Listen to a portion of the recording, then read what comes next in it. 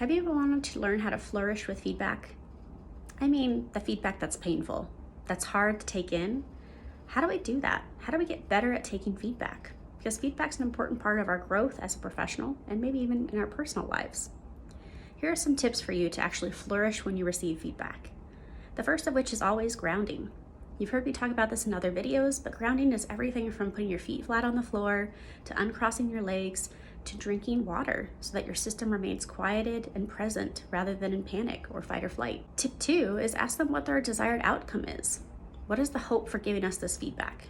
Do they want to see a measurable change? Do they want us to take this into consideration next time? Can we fully understand that so we know how to move forward? Tip 3, if you decide that the feedback is still really painful to take in, or you're finding yourself flooded, overwhelmed, or emotional, ask for some time. You don't have to give them a response or answer right now. Maybe you need to take some time to walk and think about it. Maybe you need some time to talk to your partner or spouse. Maybe you just need some time to regulate before you respond. This is an appropriate way to advocate for yourself by saying, I hear what you're saying, and I'd like some time to chew on this and come back to you for another meeting. By all means, you have the right to do that as you take in feedback. Tip number 4, ask for SMART goals or help develop those SMART goals. Now that you have some feedback on where they're coming from, how do we make this measurable?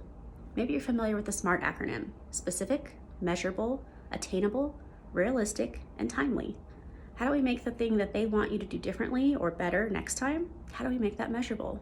Use the SMART framework for that purpose. Last but not least, set a time to revisit the plan. Maybe there's a second time or second meeting to say, how am I doing? Do we see a difference? Am I actually implementing the feedback you've given? How are things landing now? So recognizing that feedback is fluid, maybe we have multiple conversations to see how we're improving and changing. With these tips, you're going to be more likely to flourish with feedback and show them that you're open to it going forward.